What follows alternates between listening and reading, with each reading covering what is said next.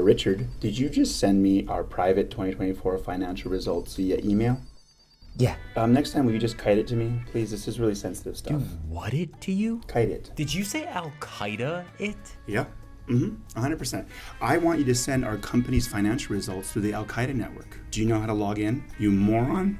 Kite it. Kite. Send it through Kiteworks. We have our own Kiteworks Private Data network specifically for information like this. Oh, kite it. Hence, Kiteworks. Got it. No, you don't. You know what? I'm going to talk to our IT team and just have them set a policy for just your email. Only you. Just to send everything that you ever send through Kiteworks. Because we cannot trust you, obviously. Yeah, that's probably a better idea. We definitely don't want our private data getting into Al Qaeda's hands. That would be bad. What are you talking about? Al Qaeda. Al Qaeda's bad. What are the words that are coming out of your face? Al Qaeda should not have our data, right? They shouldn't have our data. Look at your phone, please. Stop right now. Go back to your phone and just shut up for 22 minutes. That's all I need from you today. Okay? Then you can leave. You gigantic moron.